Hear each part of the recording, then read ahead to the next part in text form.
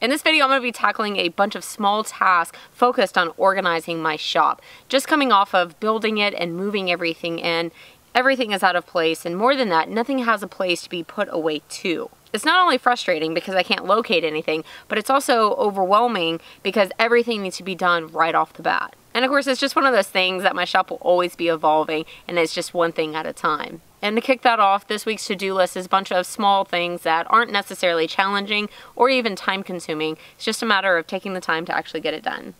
The goal right now is to not necessarily set things up the way they will be permanently, but more so to get things off of the floor, out of boxes, and off all of my horizontal flat surfaces. So I started off with Pegboard as it's a dead easy solution to get a lot of things picked up quickly. Of course, you can purchase 4x8 sheets right off the shelf and throw them up. However, I did take a little bit of time to paint mine just to give it a little bit of color. I also took the time to make a simple frame for it. I grabbed some 2x material and ripped it down over at the table saw.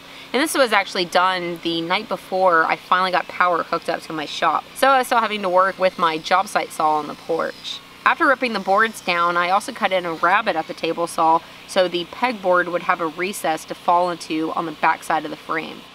After attaching the pieces together with screws, I gave the frame a quick coat of paint. Then while that dried, I took the time to make a stencil of my logo to transfer onto the pegboard. To make a stencil, I always print off the design that I'm after and cover the entire page in clear packing tape, just to give it some rigidity. Then I used an X-Acto knife to cut it out.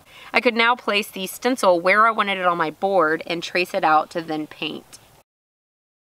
I grabbed some help to move the pegboard inside the frame, then set it inside that rabbet so that it rested inside the border. I attached the pegboard to the frame by using a fast-drying CA glue from Titebond called Instabond. I switched over to Titebond Original Wood Glue when gluing the support strips along the back, but then called the board done and ready to be hung. Now, you don't got to take it from me, but I do recommend calling in a second person to help hang the pegboard. It's not that it's heavy, it's just awkward to handle.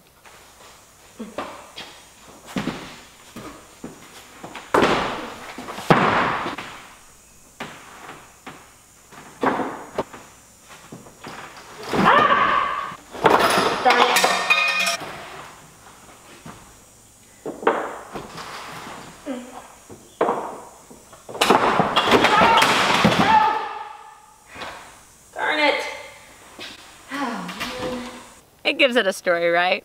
If you ever come to my shop and notice how busted up my pegboard frame is, you'll know why.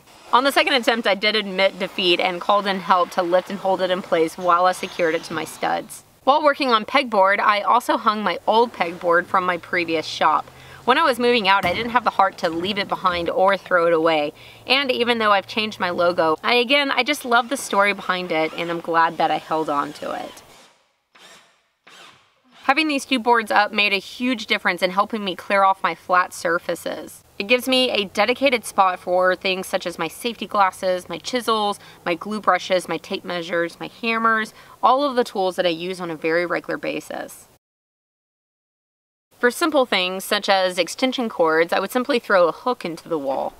You can see in this instance I started them off high, but then I decided to add some French cleats to this little nook to store some extra hardware bins I had in a box. So I just simply moved them down. Now again, on this hardware storage, I do have a master scheme I can't wait to tackle for all of my hardware, but it will take me time to not only design but to execute it. So in the meantime, instead of just having all these excess bins and all my hardware in a box somewhere on my floor, I will use this temporary solution to get rid of the box they were in and also have all my remaining hardware on display for my use. And if you're interested, I do have a video on making these bins in 3 different sizes and also a free template. I'll leave you a link in the description. It was at this point that power was actually flipped on in my shop, and I got to use my cabinet grade saw for the very first time. Let's get this table saw running for the first time. Oh! I put it to use right away, making more French cleats for my walls. Which a French cleat is just a piece of wood that has the top cut at a 45-degree angle. I started off by hanging all of the holders I made previously in my old shop, and this included my plug and paddle bits, my hand tools such as side cutters and wire strippers, and all of my screwdrivers and wrenches. Then I moved on to making new holders for the new sets of tools, such as my Forstner bits. While a lot of these bits come in their very own nice cases that keeps them organized, I don't like things tucked away and hidden. I like things visible and easily accessible. However, I did use the box to copy the layout of the bits. I used any scrap of 1x material I had laying around and lined it up to the row of bits in their box, then transferred the hole location to the scrap. Then I could take it to the drill press and punch a hole the majority of the way through, the same size as the drill bit shank. Since I wanted 2 rows of bits on this particular holder, I used the table saw to bevel the top of the scrap, then wood glue to secure it to a piece of 1/4-inch plywood. This plywood piece is acting as a backward bore for the holders to be secured to, and to also keep it from coming off the cleat. So you can use anything you have laying around. It doesn't necessarily have to be 1/4-inch plywood. I used brad nails to hold the pieces together while the glue had time to set up. And now I could cut a cleat, also with a 45° on the top, to mate up to the 45° cleat that I placed on the wall earlier. And that is how the holder will be stored on the wall. Simple enough, right?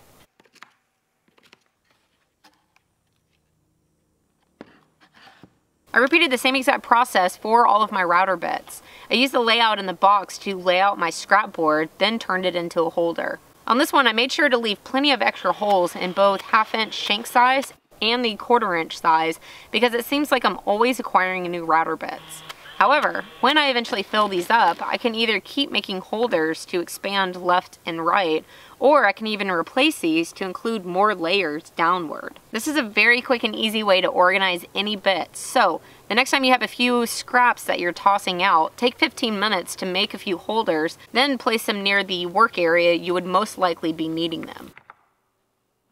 Moving on to clamps. These had just been piled up on my floor like everything else, so I started off by grabbing some 3/4-inch plywood cutoffs from sheathing the inside of my shop.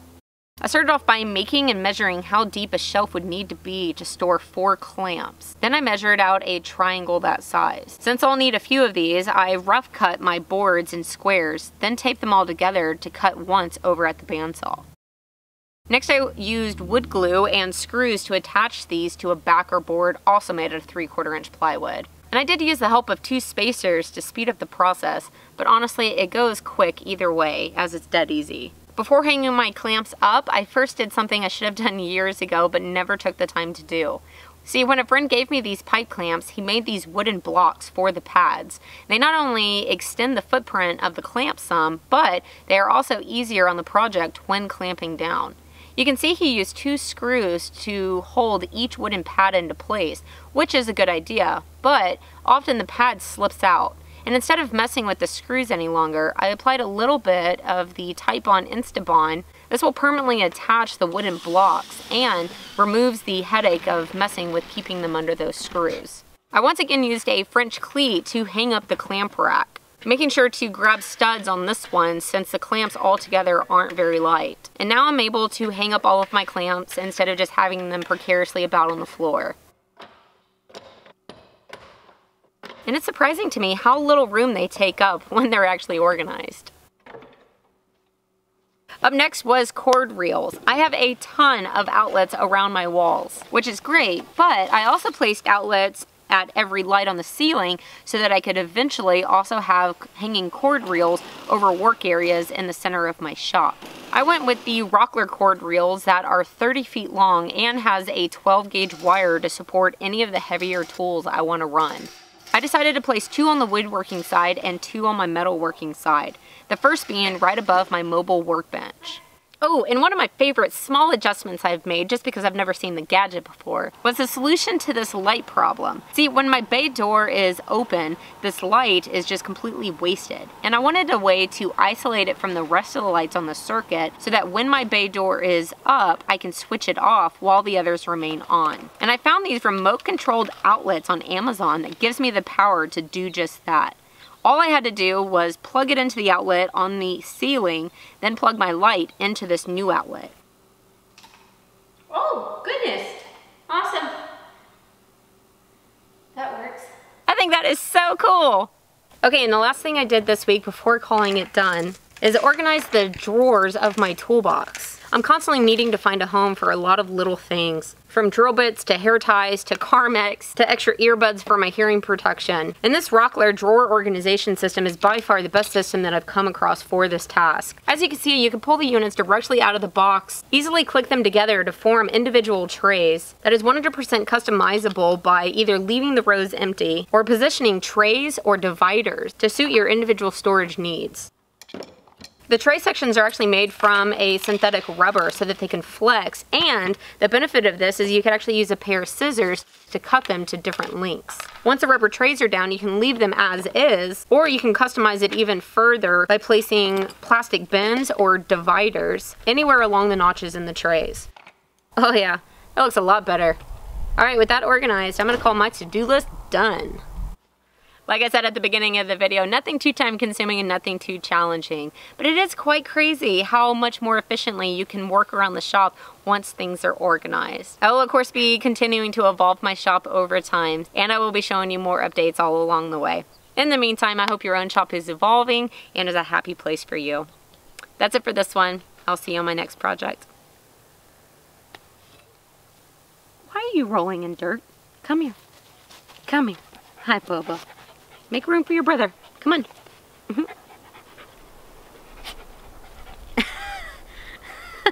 Is that working for you?